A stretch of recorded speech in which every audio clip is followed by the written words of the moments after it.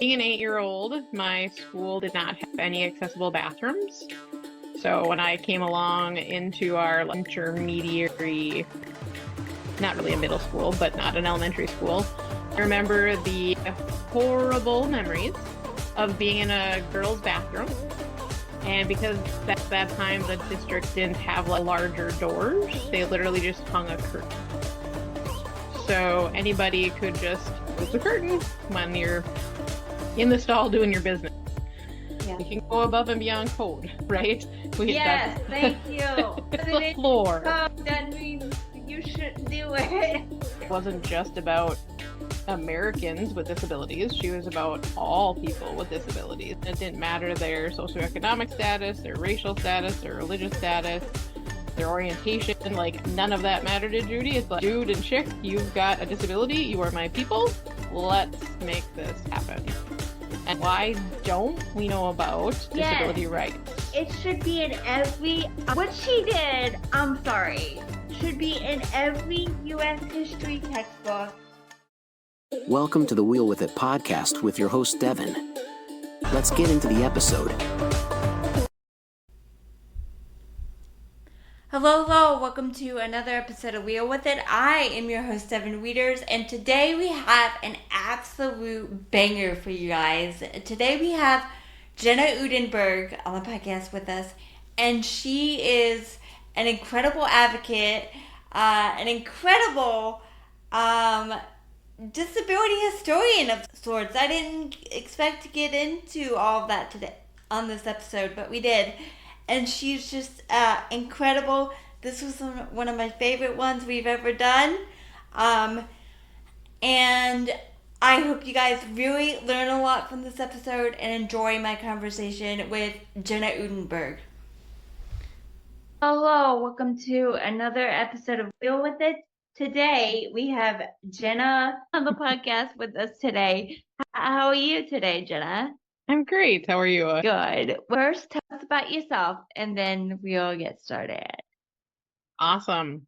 I am coming to you from northern Minnesota. I'm on the beautiful shore of Lake Superior on the North Shore. I am a 19-year former music educator. I taught K-12, started with band, then went to choir, and then went to general music. And so that was a great career. I love playing board games and card games and doing all the fun things with friends. I left my music career and became a disability advocate and activist. I founded Above and Beyond with You, which is a local nonprofit working to increase accessible and inclusive spaces here in Minnesota and beyond. And I am a published author. I wrote a book called Within My Spokes, which is my memoir. And I did all that after becoming a 2020 Bush Fellow. And there's just been a lot of changes in life. I have been a manual wheelchair user since age 8. I was diagnosed with juvenile rheumatoid arthritis at age 7, and I just celebrated my 38th anniversary of that diagnosis. Lots of cool things in life, lots of hard things in life, but lots of great lessons and relationships built in this time. So tell us your experience, especially back 30 years ago when they had literally almost nothing for people. And tell us about that and how you navigated that, especially 30 years ago. Yeah, being an 8-year-old, my school did not have any accessible bathrooms. So when I came along into our intermediary, not really a middle school, but not an elementary school, I remember the horrible memories of being in a girls' bathroom. And because at that time the district didn't have larger doors, they literally just hung a curtain. So anybody could just move the curtain when you're in the stall doing your business. Yeah, sorry about that. That's Go okay. ahead. No worries. Yeah, so that was really embarrassing. When I got to high school, they had me use the women's staff bathroom. So that was embarrassing with your teachers coming in and out before or after. And we had a single stall staff bathroom that we used. They let us see, they gave us a key to me and my aide a key to the single stall bathroom. So luckily we didn't have to deal with that, but I could not imagine having to deal with that if like other people were in there. This was also a single stall, but just seeing your teachers and what they left behind and all that, like you just Oh God. there are just things we don't need to know as students, right? Yeah, like oh my God, that room was all spotless. I don't know if they cleaned it in between. Oh or my you just had gosh. really clean teachers, maybe. I don't know. Mine were super bad, but there were just a couple times where I was like, really, I have to clean up after you before I can. Okay. So yeah, so that was hard. I began being a trumpet player in 6th grade. That's when we get to start band. And by the time I got to high school, band room was down by the boiler room. So we had to go down a flight of stairs. So they had invested in a stair tracker, it was called. And the bottom half of it looked like a rubberized tank, like the military uses. And then the top part was literally just a almost like a dolly type thing that my wheelchair would then pop into 2 little pins. So my whole weight, my wheelchair weight, and the stair tracker were in the hands of a paraprofessional. And she herself was usually the one that did it. And she's like, why do they have me as the oldest person and the person with carpal tunnel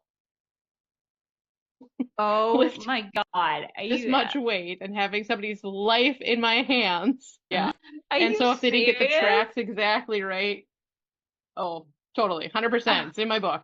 If they didn't have the tracks exactly up on the first step correctly, I would jolt every time it went down a step. Oh my And God.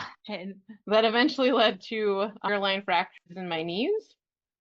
So I got home one day from school and I was like, Mom, it's been a miracle. I can move my knees. I don't need surgery. So the doctor got me under, and he thought, oh, we're just going to do an arthroscopy, just cleaning out the knee joint, making it better, getting rid of some of the arthritis and damage. And they had me out for an hour. And I woke up and I'm like, wow, this is great. And they're like, honey, we didn't do anything to you. We just looked at your deeper scans that we could take when you were knocked out. And they're like, we need to give you 2 knee replacements because you literally have been like, my knees were completely fused and I broke my femurs with hairline fractures and I was moving within the fracture without any pain. So, needless to say, the school had to move the band room. So then high school band was now over at our middle school, and all the high school kids would have to walk over after the first period of the day when we'd have band. And so I faced a lot of discrimination from older teachers making very rude comments about why do we have to spend all this money on one kid? Why do we have to uproot our schedules for one kid when band isn't required? So it's kind of, I didn't know a lot of these stories until later in life. But I did, my parents did have to bring in OSHA to fight the fights of my safety and just all the things. And I knew a lot more of these stories after I went through, but I was one of those kids that it was like they couldn't get over the fact that I was only physically disabled and that I didn't have any cognitive or developmental disabilities. Oh my gosh. And I get that like developmental disabilities now is like a broad term of anything that like affects any kind of disability, but it's ridiculous how many people think like that you have a cognitive disability just because you have a physical/developmental. No, it's ridiculous. Like I've been talked to like 4-year-old. I'm like I'm in like I'm in college or now have a college degree. Like, I'm not 4. You can talk Right. to me, please. Yeah. And then why do we have to put on that superhero cape to be like, hi, I have 2 bachelor's degree, a master's degree, and I'm leading 2 nonprofits? Like, why do I feel like I have to say that about myself? Like, I should just be able to be like, hi, I'm Jenna. How are you? But nope, we always have to put all of that extra stuff to be seen as equal, and it's exhausting. Yes, it is. So tell me about your nonprofit and what y'all do. Yeah, so Above and Beyond with You, Above and Beyond stands for the fact that we can and should live up to the Americans with Disabilities Act, the ADA, in the spirit of it, that we're not a checklist, that human beings like have different needs, whether we're disabled or not, and therefore we can go above and beyond code, right? Yes, thank you. It's the floor. That means you shouldn't do it. Correct. And so that's what above and beyond means. And then with you is kind of nod to my music teaching, because with the last name Udenberg, as we found out, imagine being a little 5-year-old kindergartner trying to say, "Hey, Miss Udenberg."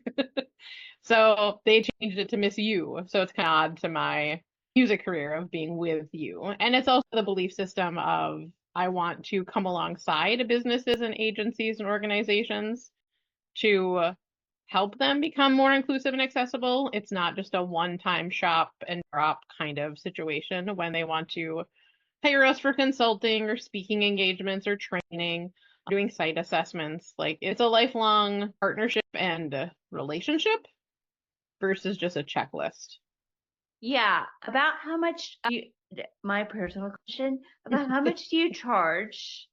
Because I'm thinking about doing something like that, and I would like to know what would be a reasonable thing to charge. Right. So full transparency, we will be in our 3rd year in April next month. And so we're really just delving into all of those parts of it. But I did reach out to another disability advocate, and he's actually a disability lawyer out on the East Coast. And he's like, for me and my experience and having my attorney, whatever, he does $300 an hour. And so he's like, definitely not do less than $100. But again, it's case by case basis. And so I think right now some of my contracts are like $75 an hour, some are 100 to 125. It really just depends on what they're wanting and what they're asking for. And then a lot of times it's more of a contract of like scope of work, and then that kind of determines what it would be. So we're navigating it ourselves as well. Plus we want to be approachable. Like we don't want to perpetuate you should just tell your life story for free and you should provide this for free. But in the same Yeah. respect, like we're We in don't rural wanna, like, Minnesota. Break the bank either. Correct. Because I feel bad charging people for anything disability related because price gouging is such a huge issue in the disability community anyways. Yeah. Which is a whole nother podcast that we don't have time to get to today. But we'll schedule another one. It's all good. But I feel so bad charging anybody for anything disability related that when you say like $100 an hour, it makes my like skin crawl. But yeah. I can't work for nothing either. I'm trying to get off these services. So exactly.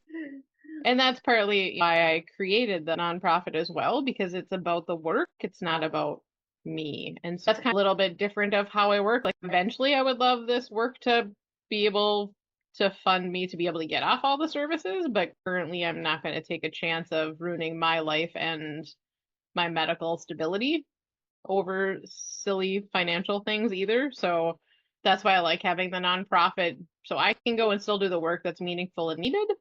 And then until it gets to that next level, so I'm the founder and not the executive director. We're all a volunteer nonprofit. So all the donations we get literally go into the work of making Minnesota and beyond more accessible and inclusive. I think that's also what makes us different. And then another cool thing about my board is there's 9 of us and we all are connected to the education world in some way. Occupational therapist that works in the school, a retired adaptive PE teacher, a retired administrator, a person that did tons of years of adaptive camp program management.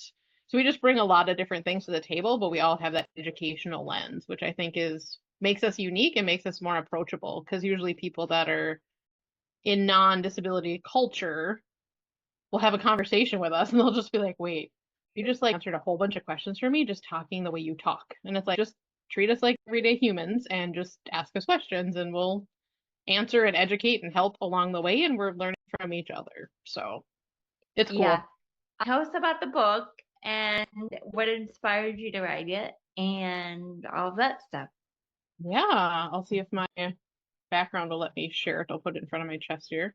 So it's called Within My Spokes, and my good friend who's also a board member helped me wordsmith that title because I wanted something to share the idea of freedom and the idea of that I'm not wheelchair bound, I'm not handicapped, I'm not like all the words for me that are just triggers and not nice words in my world.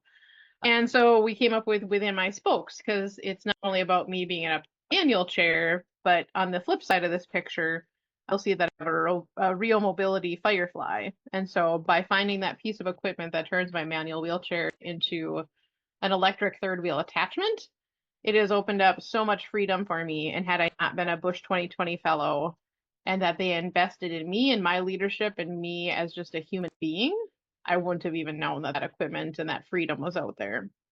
And So this pic, oh, yeah. go ahead.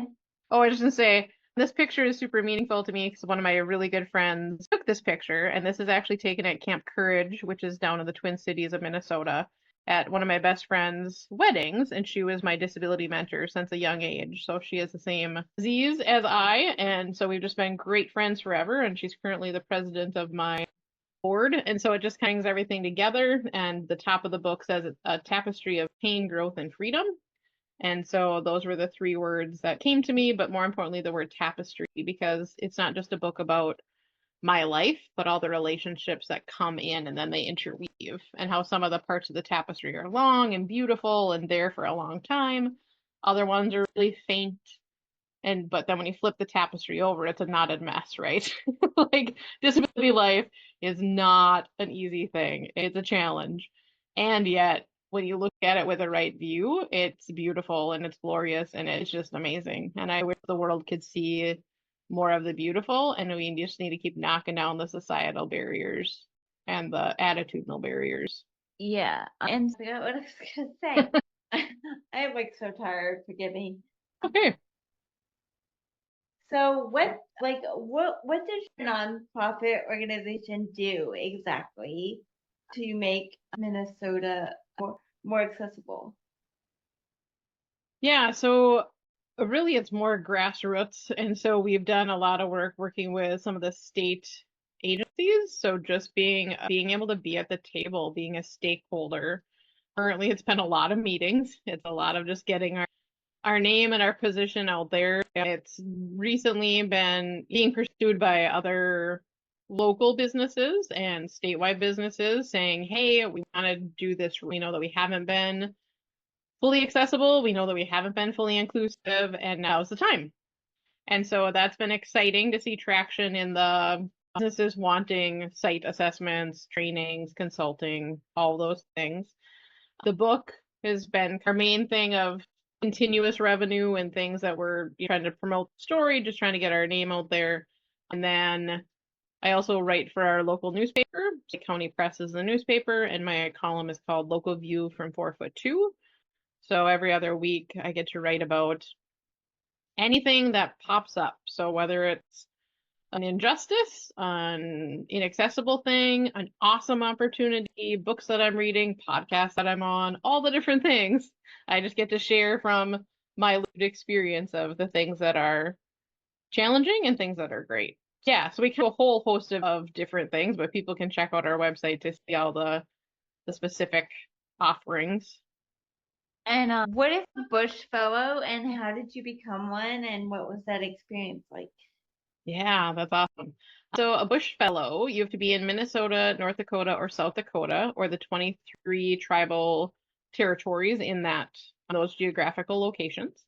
And you apply, it's changed a little bit since I went through it. You can apply online, and I'm trying to think of their names because it's not the presidential bushes and it's not the beans bushes. Okay, It's, I thought it was. yeah, no, it's Archie and Edith Bush, and I believe he helped found 3M, but I need to refresh on my Bush facts. But if you just put in bushfoundation.org, you'll find their website. And so every year, I think Bush Fellowship gets anywhere from like 700 to over 1,000 applicants, and they choose 26 of us. At my time, you were able to receive 50,000 a year for 2 years to work on yourself. So if you wanted it to be for like a pre-prescribed certification or a master's or PhD degree or a bachelor's, whatever, you could go that route, or you could go a self-designated route, and I chose that. For me, it was about a year application process, just shy of a year, I would say. And at that time, the process, you had to go through 4 different levels. And they were such great self-reflection questions that I had a couple Bushfellow mentors. As they say, once a Bushfellow, always a Bushfellow. So they mentored me and said, even if you just do these questions, you're going to become such a better leader just doing the questions.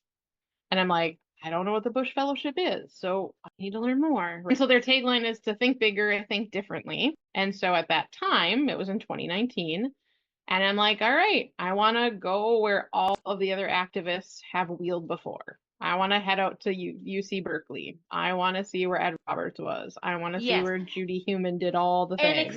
And explain who. Okay, you were officially my favorite guest because that is the first time that Judy Heuman has been name dropped and Ed Roberts has been name dropped. Explain who those two people are. It is a travesty that more Americans don't know who they are, but explain who they are for people who don't know. My limited memory of right now, but I've known about them. I've known about Ed since my college days when I got to do an independent study about disability studies. And so Ed Roberts as like the original, I don't want to say original, but my original person of knowing about One who of lived. the original, let's just say that. One of the original. Okay, go ahead. Yeah, I just meant my original person that I knew about that lived in an iron lung. And he helped get education for people with disabilities. And then Judy Heuman, yeah, there's too many things to list She was about a Judy. bad ass. That's what Yes. she was. Like, one of my biggest regrets is not having her on the pod before she died because she would have done it. I was just too intimidated to reach out because honestly, that's what it was. Yep. I did not realize how much she loved talking to young people with disabilities. Like, if I'd have realized that, she'd have totally been on the pod. We'd have done a 3-hour special. It would have been a whole thing. Y'all would have been ready. But okay, explain who Judy.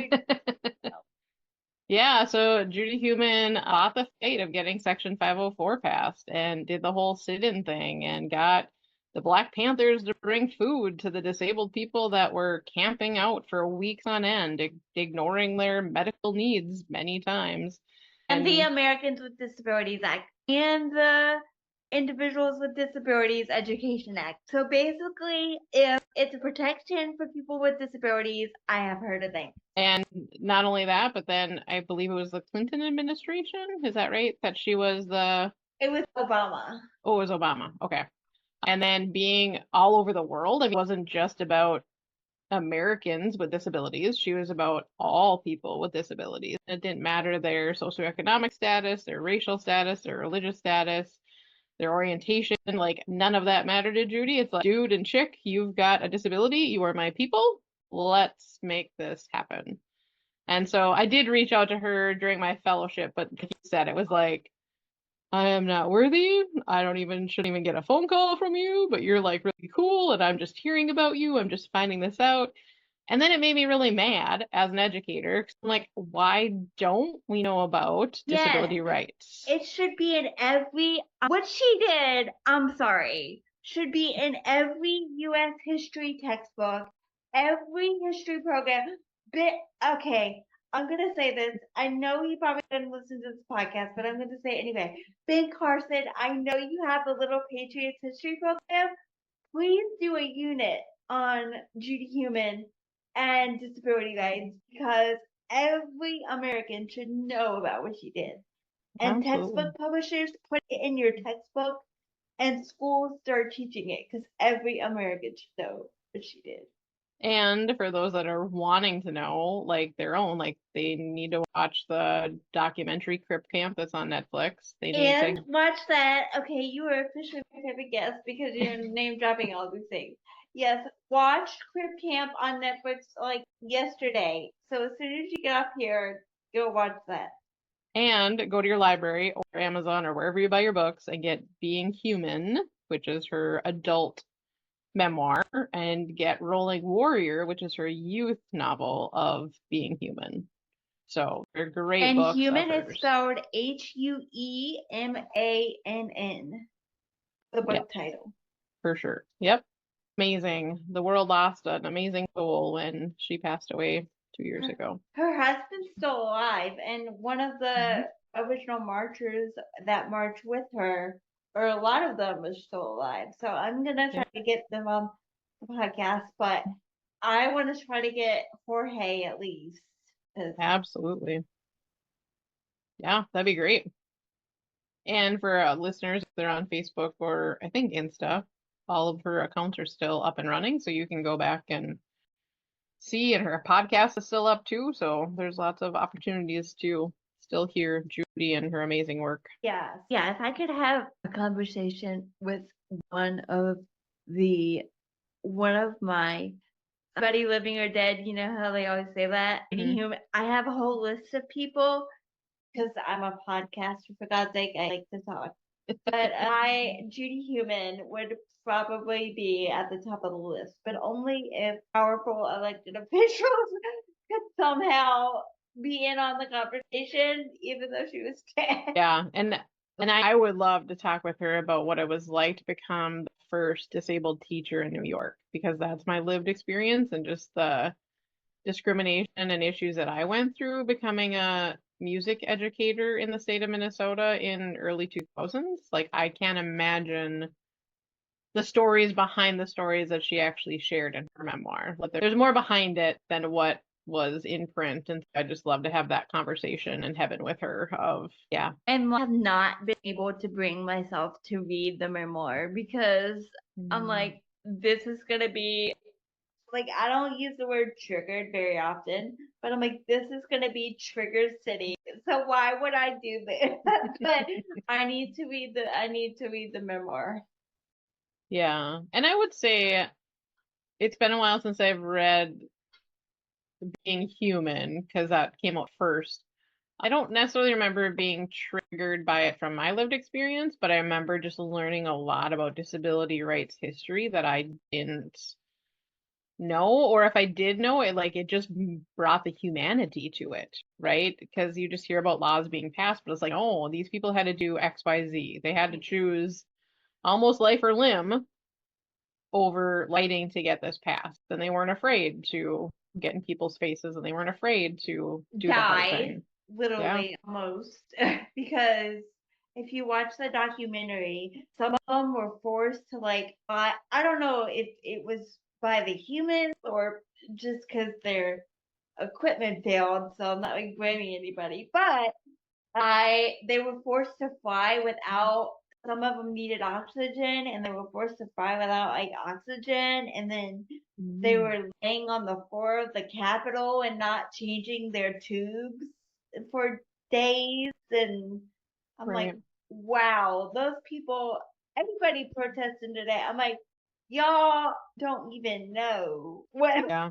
And the length that they went through. It wasn't like, oh, I gave up food for a day or two, or I gave up my medicine for a day or two. This was like weeks Months upon and weeks weeks. of just, and then multiple locations. And then, like you said, people flying from one state to champion it in another one. And yeah, just horrendous. Yeah. Anything else that you would like to add now that we have given like our 10 listeners like the disabled history lesson? I guess I can go back to the fellowship story a little bit more. So I also wanted to go to Bradford Woods, which is one of the top rehab camps and spaces and all that, at least at that time when I was in 2019 planning things. And I wanted to go to a community in Florida, and I don't remember the exact one, so I'm not going to say the name because I think I'm going to get it wrong. But a community had some impassioned parents of some disabled children that passed away due to their medical conditions. And they ran for city council, and they just completely renovated their whole city. And so a friend locally, her and her husband, she's disabled and uses a power chair. They're on vacation and had a barista come up to them and go, so what do you think about the accessibility of our space and of our town? And they thought, we've been feeling weird since we've been here, but why are you asking? And then she shared the story. And then my friend and her husband were both like, that's why we feel weird, because like there's power buttons everywhere. I can use the restroom everywhere. People are like treating me like a normal human being. That's why it was odd, because it's like, life as it should be. And I was like, oh, I need to go there. Sign me up. And then the other place I wanted to go was Sweden, because Sweden, year after year, from what I know, has been selected as the most accessible country in the world. And being in northern Minnesota, much of their climate and culture is very similar. So I'm like, well, if the Swedes have figured out how to make snow and ice disappear to be more accessible, let's learn from the Swedes. Well, we got accepted we were going through that process, and we got accepted, I believe it was in April of 2020. And we all know what happened in March of 2020. Woo! So all of that completely changed for me and my whole cohort, because the whole world shut down and the pandemic, and their cohort members were able to extend their fellowship or defer their finances for a year or two. With me not only being physically disabled, I am immunocompromised. I'm a type 2 diabetic, and I'm also on medications for both of those diseases that make my immune system even more messed up. So that was my first experience of having an invisible disability, because everybody sees my chair, but they don't see all the inner workings of the rest of my body. That was a good life lesson for me. Hard. So my heart and appreciation and courage go out to folks that have to face that every day. I have more compassion and understanding now from that. But it was a real hard time of life, because here they made me think bigger and think differently. And I went through all the hard work for a year process, and bam, everything that I had planned just wasn't able to happen. And yet, as I was writing my memoir, I was actually more thankful that it happened the way it happened. Because even though I would have loved to wheel in the spaces of Judy and of Ed and of so many others and had those experiences, being behind this laptop in this situation, sitting here for 2 years, being able to invest in myself and make these connections is even more important, because I don't know that I would have gotten to know people wheeling and walking through these different spaces, versus now I have all these relationships and all these connections to people locally, globally, statewide. Everything happens for a reason and for a timing, but I yeah. would love to wheel in the footsteps of Judy. I don't know where we'd go to do that, but New York, California, all over the place, right? She was everywhere. yeah. So there's got to be a memorial site somewhere or something for her. Is there? Yes, but now I can't remember. I'm like, I know in New York, I believe. Then didn't they also do something in Washington, D.C.? I don't know, something for us to look up and promote, right? The Clinton. Yeah, she worked for 2 administrations, Clinton and Obama. Oh, they were both right to that. Because now I remember the Clinton sent a letter to the funeral. Okay, nice. Where can people follow you on social media? Yeah, you can do Above and Beyond with You, capital U, on Facebook, on LinkedIn, and on Instagram. And you can go to our website. And it's aboveandbeyondwithyou.org. Thank you so much for being here. Honestly, name dropping all those people, you were officially my favorite guest. So Love it. we will see you guys next episode. Follow us on social media at Wheel with the Pod, and go to wheelwithit.com and comment, share, subscribe, and we will see you guys next episode. Bye. So I hope you guys enjoyed that one as much as I did. Follow Jenna and I on social media. All those links will be in the show notes. And like, comment, subscribe, hit the bell so you get notified when we upload new episodes. And we will see you guys next episode. Bye, guys. Thank you for joining us. We hope you enjoyed the show. Remember to follow the show and our guests on social media and subscribe. Be sure to hit the bell so you'll get notified when we upload new episodes. See you next time.